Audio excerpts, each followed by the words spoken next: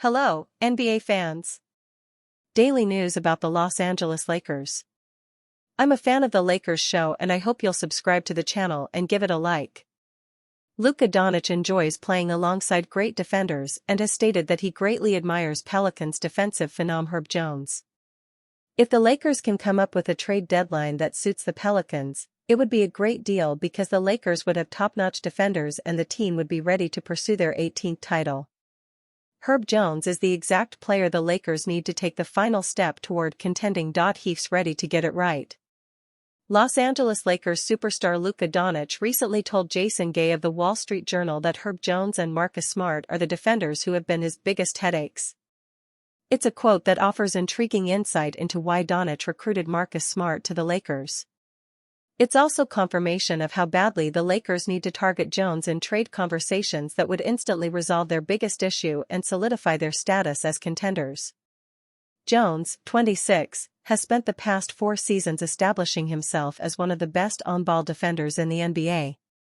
He earned all-defensive first-team honors in 2023-24 and was on his way to further establishing his elite status when a shoulder injury ended his 2024-25 season prematurely. Considering Jones played in 220 of a possible 246 games between his first 3 seasons, it's safe to feel confident in his ability to avoid injuries moving forward and return to the level Doncic has long praised. As for Los Angeles, it's built quite an intriguing team around Doncic already.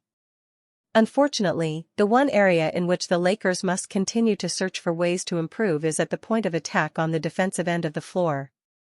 With this in mind, Jones is more than just a headache for Doncic, he's a player whom the Lakers should go out of their way to target and acquire via trade. Luka Doncic names Herb Jones one of his biggest headaches. It's unclear what the New Orleans Pelicans would be hoping to receive in a potential trade for Jones.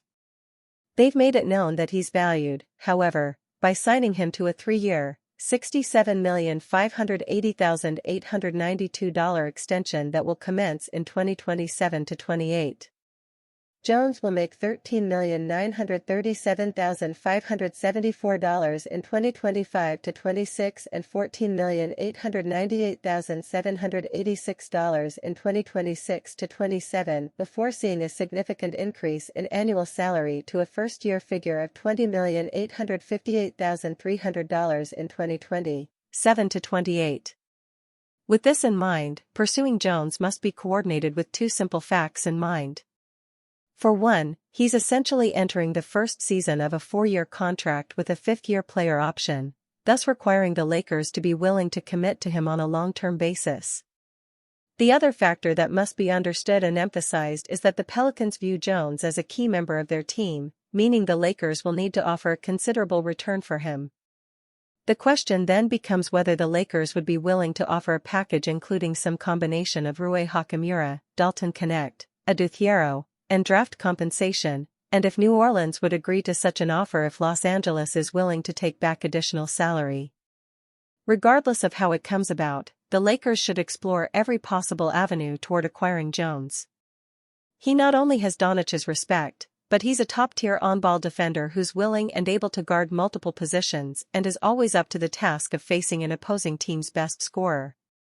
Depending on how well Doncic and Reeves develop their chemistry in 2025-26, a swap for Jones may be more rational than it immediately seems. Subtle LeBron James change could make the Lakers unstoppable. LeBron James needs to be put into position for a slot cut which helped him dominate with the Miami Heat. LeBron James will have a full season of adjusting to being an off-ball player in 2025-26. J.J. Redick and the Los Angeles Lakers can make that transition easy by reviving a formula that worked so well for James during his Miami Heat days.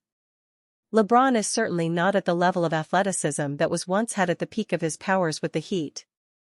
However, his body has held up better than most, and the fundamental offensive principles that come with being a good cutter are still firmly embedded into his system.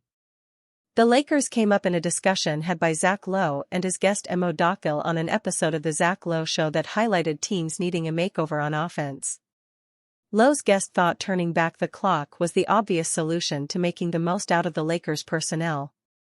Docal said, "You need to find more ways for LeBron and Luka Doncic to play off of each other. Where you position LeBron in those ball screens matters a ton to me. I actually want him above the break because there's an opportunity for LeBron to cut behind the nail or to attack on the kickout. LeBron must revive forgotten part of his game for Lakers offense to hum." Lowe agreed with his guest, emphasizing the openings James would have with the slot cut when defenses load off him. The NBA analyst thought it would be there over and over again. Docal thought those were the exact things missing from the Lakers' offense when they needed to figure things out on the fly following the blockbuster trade for Doncic. The idea of James adding years onto his career by adapting to his new superstar teammate was an idea Lowe's guest did not shy away from. There is certainly more nuance regarding how a Luka-LeBron partnership can be maximized. Doncic will need to give a little ground as well, allowing himself to feed off the aging superstar who will share the court with him. However, mixing up how James is involved in the offense will certainly go a long way. At this point in both of their careers, Luka is going to command much more defensive attention than LeBron is. That serves as the perfect chance for the all-time great to reap the rewards of lighter coverage. Any team with this elite of a duo should have an easy pathway to being one of the best defensive units in basketball. It is up to the Lakers to properly solve how to best arrive at that desired outcome. Lakers receive massive update on Austin Reeves' future. The Los Angeles Lakers are heading into a crucial season. More news: NBA Insider provides massive Al Horford free agency update. The 2025-26 season is a little over a month away, and the Lakers will look to make some noise in the loaded Western Conference. LA has two of the best players in the world on their side in Luka Doncic and LeBron James. While that is the case, the others on the roster need to step up if they want to make a deep playoff run, and with that, all eyes will be on their starting shooting guard, Austin Reeves. Reeves is the Lakers' third-best player by a wide margin. He's improved every single season in his career, and this upcoming season should be his best yet. It's a massive season for the 26-year-old, mainly due to the fact that he will likely be an unrestricted free agent in the summer of 2026. All signs point to Reeves declining his player option for the 2026-27 season and becoming an unrestricted free agent. If that happens, Reeves is set to become a highly sought-after free agent, and a Western Conference rival could look to make a move for him. More news: Warriors receive unfortunate Jonathan Kuminga message. According to Lakers insider from Clutch Points, Anthony Irwin, Reeves could command between $30 million and $35 million annually, and the San Antonio Spurs could emerge as a team that keeps a close eye on him. In all likelihood, Reeves will turn down his player option after this season and could command a contract in the ballpark of $30 to $35 million per year, wrote Irwin. When Reeves opts out of his current contract, he'll be an unrestricted free agent with plenty of interest. League sources say the San Antonio Spurs and other teams are keeping a close eye on Reeves' free agency. The Lakers offered Reeves a contract extension this summer, but he declined it and will bet on himself this season. If the past few seasons have taught us anything, it's that Reeves betting on himself should be a good decision. The former undrafted guard has improved each and every season, with his 2024-25 season being his best yet. Reeves set career highs across the board last season, and with Doncic and James by his side for a full season, expect a bit more from the former Oklahoma Sooner. Austin Reeves projected earnings: if Reeves becomes an unrestricted free agent, he could receive a ton of money. If he signs back with LA, Reeves could be in line for a massive 5-year deal worth a bit over $246 million. However, if he signs with another team, Reeves' deal could resemble a 4-year contract worth $183 million. Chris McGee urges LA Lakers to sign Kevin Love, Al Horford another option. Chris McGee spoke on the Lake Show podcast about the Los Angeles Lakers and their offseason moves so far. While he likes the roster they've built, McGee believes the Lakers should make a push for Kevin Love, someone LeBron James has experience playing with. But he also mentions Al Horford as a star they can land. Al Horford's name is still out there. How about that? If you give me one of those two guys, I love having guys like that on the team. You think of the veteran presence, and you also think of both of them as stretch bigs that could give you a few minutes here and there, and give you some fouls, know how to play. But also, just what Kevin Love sees during a game and how he can talk to guys, the relationship he has with Bron. I mean, it could be an awesome fit. LA Lakers must capitalize on opportunity with LeBron James and Luka Doncic. It is in the Lakers' best interest to make a run for the NBA championship next season. With Luka Doncic and LeBron James, the Lakers have the most offensively dangerous duo in the NBA. But there's just one problem. It is looking more and more likely that the Lakers will let LeBron James walk in free agency. As such, they have just one whole season with Luka Doncic and LeBron James to make things work. What better way to bid farewell to a legend than by winning a championship in his final season? Of course, it also helps the Lakers set the tone for Luka Doncic's tenure with the team by winning a championship. Needless to say, next season will be very interesting for the LA Lakers. Angeles Lakers could target in a trade during 2025-26 NBA season. As the 2025-26 NBA season nears, here are 3 pikers. The Los Angeles Lakers will enter the 2025-26 NBA season expected to be among the top teams in the Western Conference thanks to their superstar duo of LeBron James and Luka Doncic. Of course, Los Angeles also made some key additions to their roster this offseason as they signed DeAndre Ayton, Marcus Smart, and Jake LaRavia and also re-signed Jackson Hayes. Celtics trade. By making these moves, the Lakers were able to upgrade their roster to try and compete for a top seed in the West this season, though they do still have some key holes in their roster. Because of this, they may elect to make more moves ahead of the trade deadline, and if that is the case, they could target these 3 players. Andrew Wiggins. It has been reported that the Lakers have shown interest in Andrew Wiggins over the past few weeks, and if the Miami Heat do decide to move him, expect Los Angeles to be a team involved in trade talks. The 30-year-old forward would give the Lakers another reliable scorer and defender in their starting lineup next to James and Doncic, and he also has championship experience from his time with the Golden State Warriors.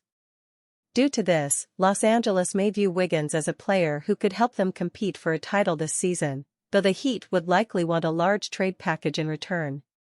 Nick Richards. Nick Richards has been linked to the Lakers for most of the offseason, especially after the Phoenix Suns added both Mark Williams and Common Maluak to their frontcourt this summer. Due to this, the 27-year-old center has slid down Phoenix's depth chart, which could cause them to look to move him ahead of the trade deadline. With the Lakers needing frontcourt depth, acquiring Richards would be a solid move for them as he would give them a reliable inside scorer, defender, and rebounder who would likely come off the bench behind Ayton. Malik Monk. The Lakers could look to add another key scorer off their bench this season, and if that is the case, Malik Monk could be an option. Of course, it was reported earlier this offseason that the Sacramento Kings were trying to move Monk, though they did not receive much interest from him. That may change ahead of the trade deadline, and the Lakers could get involved as the veteran guard would give them a great scorer off the bench to bolster their second unit. While the Lakers could target these players, it is likely that they will also look elsewhere around the league to try and upgrade their roster as they try to make a run at championship with James and Doncic leading the way. Can Jackson Hayes excel back in his old role?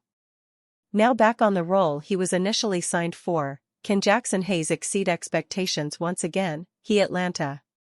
Welcome to our Lakers season preview series. For the next several weeks, we'll be writing columns every weekday, breaking down the biggest questions we have about every player the Lakers added this offseason. Today, we look at Jackson Hayes. Last season, nobody on the Lakers had to adjust more than Jackson Hayes after the blockbuster Luka Doncic trade. Whether he liked it or not, he was tasked with filling the void Davis left, and, while that meant having to perform beyond his job description and pay grade, Hayes successfully kept up during the regular season until he was badly exposed in the playoffs. Before the pivotal trade, the 7-foot center averaged 5.4 points and 4.1 rebounds in 16.7 minutes per game. Since Davis was healthy for most of the time prior to his departure, Hayes' role was simply to be his backup. Once the trade happened, Jackson went from playing 16.7 minutes a game to 20.1 and was promoted to starting center. Being Doncic and LeBron James' primary big man gave him the chance to shine even more as a lob threat. His average went up to 8 points and 5.4 rebounds per game and, at one point late in the season, it was even fair to say that Jax outplayed his contract. Unfortunately, the playoffs ended up being a humbling experience for the Hayes, who was not only outplayed by the Wolves' frontcourt but turned out to be unplayable in the series. It was clear that J.J. Redick didn't trust him to the point that he ran his small ball lineup to the ground. While this certainly wasn't a good look for Hayes, it also served as a redirection for him to go back to the role where he excels most. What is his best-case scenario?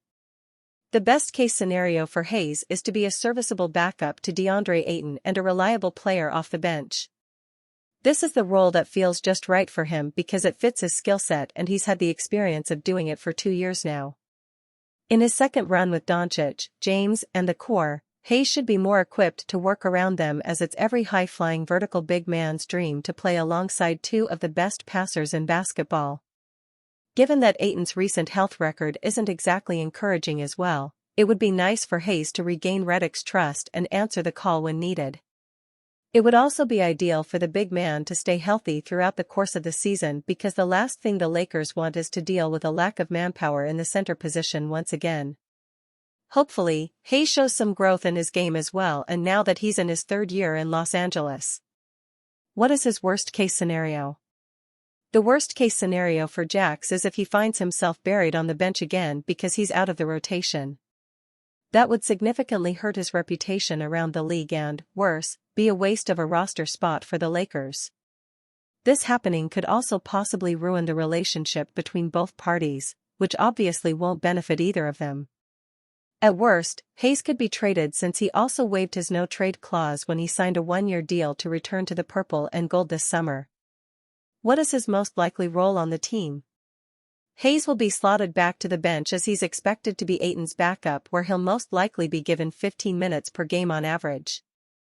Even if his minutes will decrease compared to late last season, there's certainly always going to be room for a high-flying vertical big man on a team that features Doncic, James, and even Austin Reeves. The backup big is expected to showcase his explosive offensive potential inside the paint and be relatively decent on defense when his number is called. It takes a minor setback for a major comeback to happen, which is hopefully what we see from Hayes this season.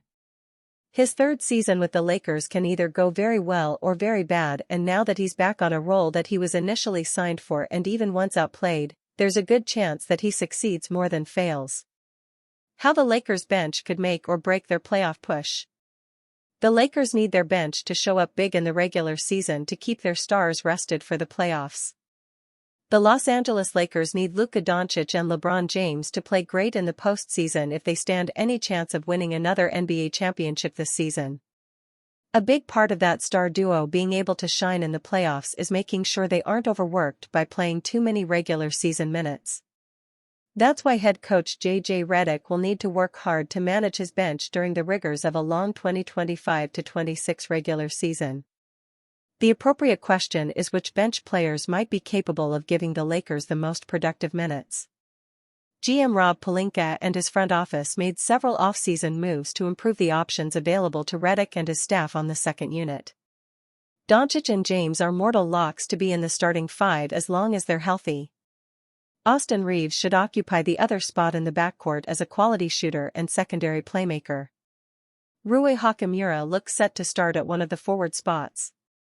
He gives the starting group quality energy and scoring ability. DeAndre Ayton's post-scoring gives him the likely starting spot at center.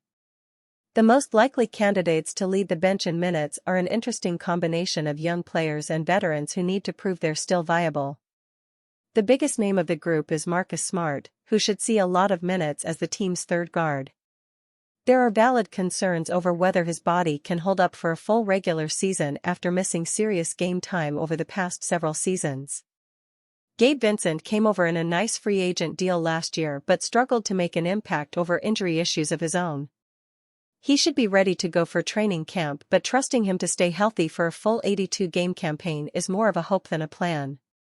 Some Lakers fans might want to see Dalton Knecht step up in his second pro season, but his lack of athleticism really limits his ability to be a productive NBA rotation player.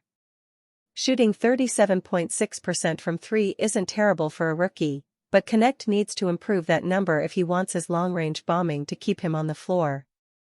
Jackson Hayes and Maxi Kleber will give the Lakers some energy at center, but neither has the sort of well-rounded game to lead the bench in minutes. They might see their playing time tick up if Ayton struggles in certain defensive matchups, but he looks like a lock to soak up 30 minutes per night as a starter. So who will actually lead the Lakers in bench minutes? The one key bench member who hasn't been mentioned yet is new arrival Jake LaRavia. The Lakers signed him away from the Kings in free agency on a modest, 2-year, $12 million contract in free agency. That doesn't sound like the sort of salary an NBA title contender would pay an important bench piece, but Los Angeles did not have much salary flexibility to spend on the open market. They inked LaRavia with the idea that he can be a quality connector for them on offense. At 6'8", he has the size to see over opposing defenders and make a variety of passes. He shoots the ball just well enough from behind the three-point arc to keep defenses honest. If the former Wake Forest standout can find the courage to take more shots from three, he could become an even better contributor for the Lakers than he's been at earlier stops. Defensively, LaRavia has the ability to switch onto multiple positions. He does not possess the foot speed required to stop point guards at the point of attack, but he can switch onto bigger wings and compete against them on the perimeter and in the post. That versatility allows him to stay on the floor against all types of opposing lineups.